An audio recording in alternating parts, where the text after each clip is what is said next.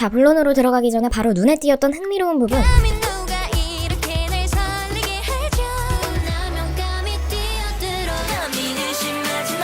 이렇게 데뷔곡부터 감히가 3연속으로 이어진다는 점.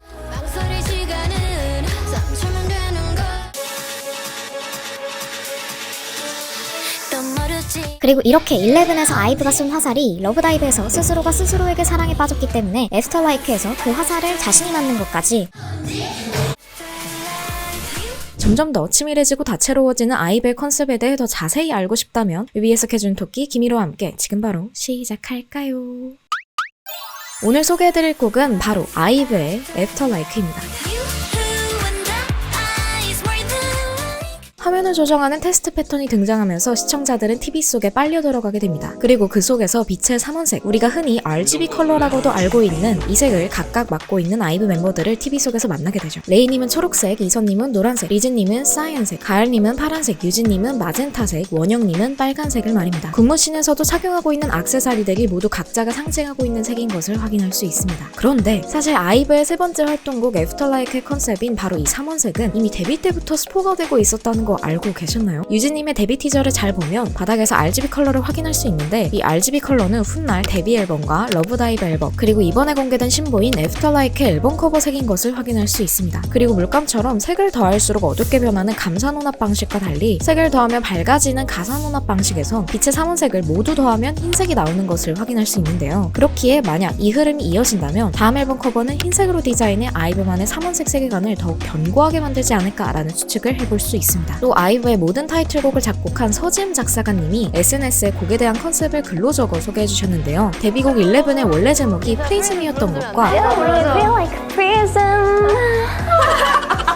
이 작사 비하인드에서도 프리즘이 등장하고 빛과 색이 중요한 키워드로 등장하는 것으로 미루어 볼 때 이러한 빛과 색을 활용한 아이브의 세계관은 갑자기 등장한 게 아니며 데뷔 때부터 치밀하게 계획되었을 수도 있겠다는 추측을 해볼 수가 있죠. 그리고 또 재미있는 걸 얘기해보자면 이전 러브다이브가 러브드 아이브, 즉 사랑받는 아이브라는 띄어쓰기에 따라 중의적인 의미를 가지게 되는 점이 굉장히 흥미로웠는데 이번 애프터라이크의 메인 컨셉인 가산혼합이 영어로 에디티브 컬러이고 이걸 잘 다시 살펴보면 에딧 아이브 컬러로 읽을 수가 있습니다. 아주 자연스러운 표현은 아니지만 대략 아이브의 색을 더한다 라는 표현으로 해석할 여지가 충분히 있어 보이죠. 이러한 모든 근거들로 인해 아이브의 세계관은 데뷔 때부터 나르시시즘과 더불어 빛과 색이 중요한 키워드로 작용한다고 추측해 볼 수 있습니다. 그런데 사실 저는 왜 아이브가 빛의 3원색이라는 컨셉을 선택했을지 그 이유가 궁금했거든요. 처음엔 그저 의미 없는 부가적인 컨셉인 건가 싶었는데 뮤비가 처음 시작되고 끝나는 부분에서 왜 아이브가 3원색 컨셉을 보여주었는지 추측해 볼 수 있었습니다. 우리가 보는 TV나 컴퓨터 모니터 등과 같은 디스플레이, 우리 눈엔 이 디스플레이에 정말 다양한 색상이 나타나고 있다고 보이지만 정말 잘게 쪼개서 보면 마치 전묘화처럼 오직 세 가지의 색으로만 모든 색을 구성하고 있다는 것을 알 수 있습니다. 아이브의 애프터라이크 뮤비가 처음 시작될 때도 이걸 테스트 패턴이라고 하거든요. 테스트 패턴을 쓱 지나가면서 그 디스플레이를 이루는 아주 작은 컬러 필터들이 빠르게 지나가는 걸 살펴볼 수 있습니다. 빠르게 지나가긴 했지만 저는 바로 이 작은 컬러 필터들이 나 자신을 사랑하는 각소녀들이 개성 있는 자신만의 빛깔을 찾아 그 빛이 모여 다채로운 아이브만의 색을 만들고 그리고 그 색으로 미디어를 가득 채우게 될 것이라는 것을 의미한다고 추측해 보았습니다. 그 근거는 다음과 같습니다. 아이브는 빛의 3원색뿐만 아니라 나르시시즘이라는 중요한 세계관을 가지고 있습니다. 나르시시즘이란 그리스 로마 신화에서 호수에 비친 자신의 모습과 사랑에 빠진 나르키소스로부터 유래된 용어로 자기애적인 모습을 일컫죠. 서지음 작사가님의 11 컨셉 글에서도 한 소녀가 빛을 따라가다 거기에서 자신을 지켜보는 누군가의 눈빛을 마주한다고 나와 있는데요. 이는 언뜻 보면 이 소녀, 즉 아이브를 사랑하는 누군가의 눈빛을 아이브가 깨닫게 된 순간을 그린 것처럼 보입니다.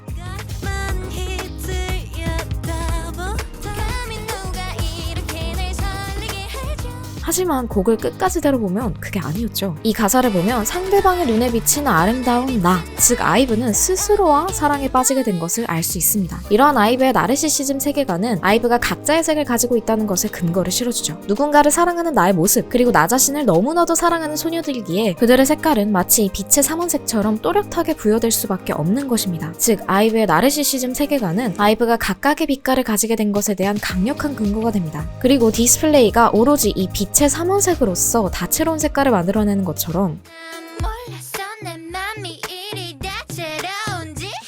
아이브는 스스로를 사랑하는 사람만이 가질 수 있는 자신만의 강력한 개성과 색깔로 브라운관을 넘어 전 세계 미디어를 다채롭게 채워나가게 될 것입니다. 이러한 아이브의 포부를 바로 이런 애프터라이크의 처음과 끝장면을 살짝만 캐치하면 추측해볼 수 있었던 것이죠. 자, 지금까지는 아이브 선생님들의 삼원색 세계관과 삼원색과 나르시시즘이 어떤 연관관계를 이루고 있는지에 대해서 중점적으로 살펴보았습니다. 이러한 컨셉과 주제 외에도 이번 곡에서 눈에 띄었던 점이 바로 이 부분의 가사였는데요.